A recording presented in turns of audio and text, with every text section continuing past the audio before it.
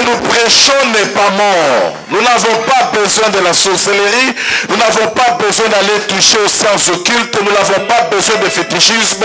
Nous avons besoin juste de libérer notre foi dans ce que Christ a accompli à la croix du Calvaire, et cela va affecter vos vies. Amen. Donc, tu ne dois pas venir seul. Va inviter d'autres personnes. Amen. Et j'aimerais vraiment qu'on nous apporte des aveugles, s'il vous plaît. Moi, j'ai besoin qu'on m'apporte les aveugles. Apporter les aveugles et apporter les paralytiques. Jésus-Christ ne délivre pas seulement. Est-ce que quelqu'un est avec moi? Jésus ne délivre pas seulement, mais Jésus-Christ guérit aussi. Et Jésus guérit toutes sortes de maladies. Jésus guérit le sida, tout comme Jésus lui guérit les paralytiques. Vous savez le frère Junior qui est là. Dernièrement, on était à Martinique avec le pasteur Ézéchiel. Dieu a opéré un miracle extraordinaire. Un paralytique perclus de 2 pieds. Lorsqu'on a imposé les mains sur lui, par la puissance de Dieu, il s'est levé et il a marché. C'est ce qui n'a pas changé. Il est le même hier, il est le même aujourd'hui. Ce qu'il a fait hier, il est capable de le faire aujourd'hui. Et il le fera à partir de mercredi. Les aveugles qui viendront ici, ils recouvreront la vue. Les paralytiques qui viendront ici, ils marcheront. Les sidatiques qui viendront ici, ils recevront la guérison. Et si tu crois avec moi, dis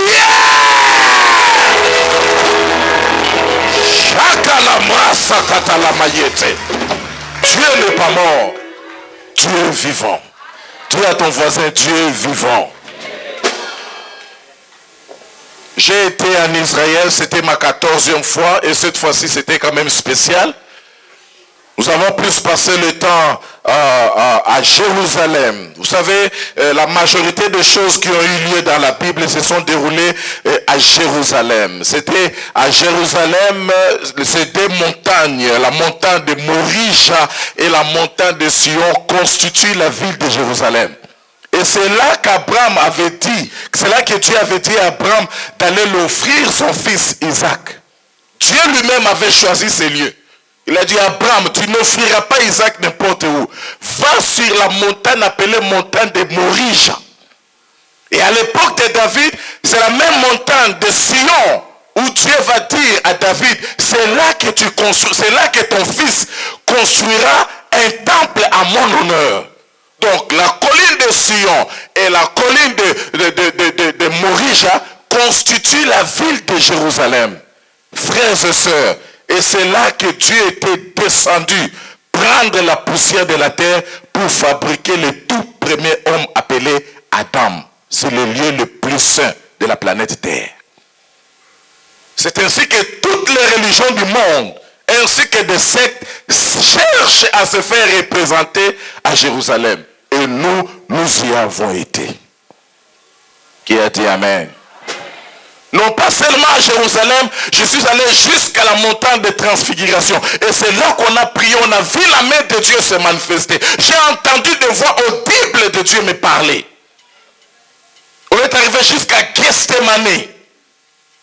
Là où Jésus-Christ avait prié en se séparant avec ses disciples. Il est allé sur une grotte de pierre et il a commencé à prier. Jusqu'à ce que la sueur de son front était transformée en grumeaux de sang. Et ça tombait là sur la pierre.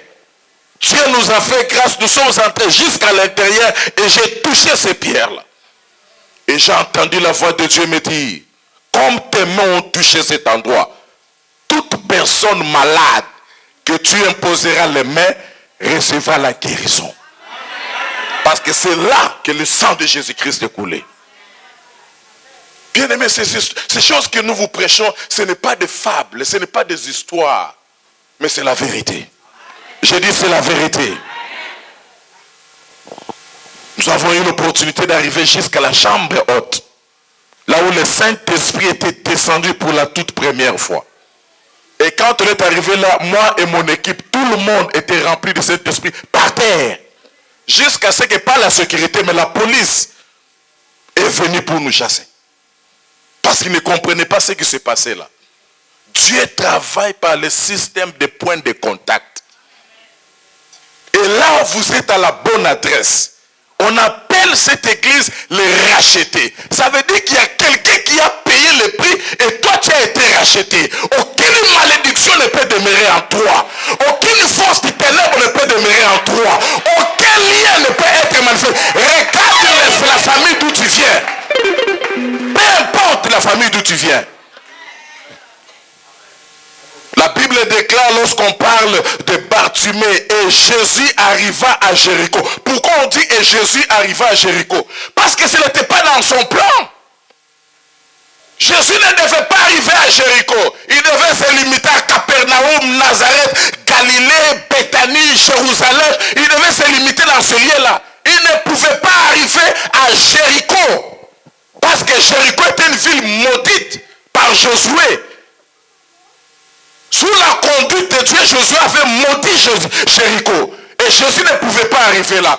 Mais la Bible nous dit dans Marc chapitre 10, et il arrivait à Jéricho. Frères et sœurs, là où c'était établi comme une malédiction, là où on a pris ton dossier, on a dit c'est classé, là où on a pris la décision publique que cette décision est sans appel irrévocable, Jésus va y entrer.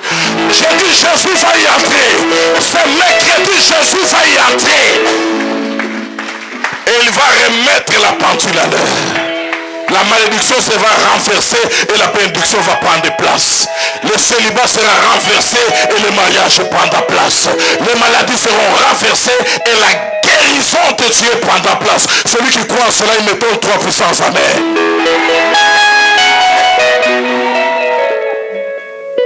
Et la Bible dit quand Jésus était arrivé là, il a fait tout ce qu'il devait. Ce n'était qu'au sorti de Jéricho. Au sorti de Jésus de Jéricho. C'est là qu'il va rencontrer l'aveugle, le mendiant, pauvre Bartimée. Il y a certains miracles. Vous savez, quand on mange, hein, généralement quand on va dans des restaurants comme là où les bien-aimés pasteurs fidèles aiment m'amener, au bâton rouge, on nous demande toujours d'abord les desserts. Qu'est-ce que vous allez prendre comme entrée? Et ensuite, qu'est-ce que vous allez prendre comme repas principal? Et à la fin, il vient toujours demander qu'est-ce que vous allez prendre en dessert. Cet homme-là a reçu le miracle dessert. Au sorti de Jésus. Peut-être tu as été là, ça fait quelques années, ça fait quelques mois, ça fait quelques jours. Bien aimé, il y a un miracle dessert qui t'attend. J'ai dit, il y a un miracle dessert qui t'attend ce mercredi, jeudi, vendredi, samedi.